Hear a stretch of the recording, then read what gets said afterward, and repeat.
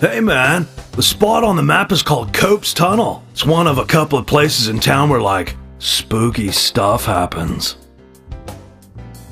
I'll tell you a story, okay man? But don't go spreading it around. The spirits, they don't like publicity.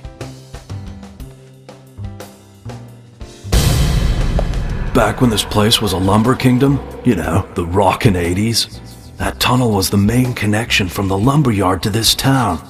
Every day, huge trailers would like come in and out. Lots of traffic, dude.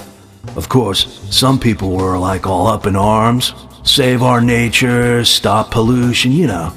Big business was pushing in here from all over the US of A. Everyone was bickering over the forest.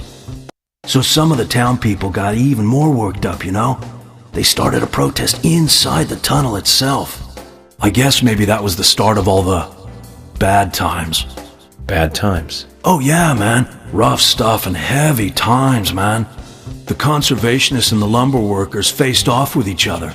Neither side was backing down, and that made things worse. Amid all this chaos, there was a man and a woman who got engaged. Problem was that the man was a lumberjack, and the woman, she was a tree hugger.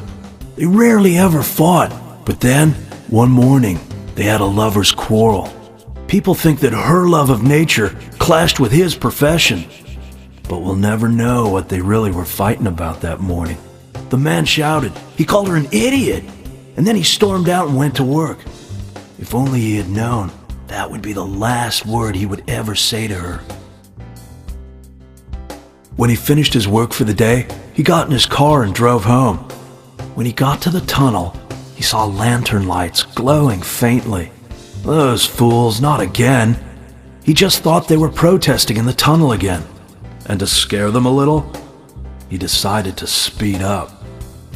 He probably thought they'd all scatter so he wouldn't hit them. But the lights didn't move. In fact, one came toward him.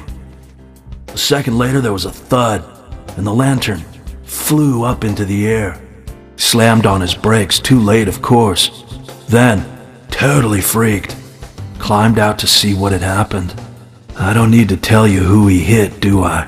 What's more, in her mangled hand, there was a letter to the head of the lumber mill. A peaceful settlement offer.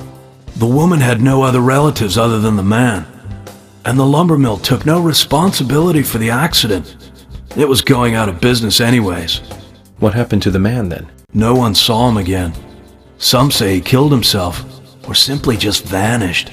You know, he might still be in the tunnel, weeping over his lost love. So now, some folks say there's a ghost of a young man that haunts the tunnel.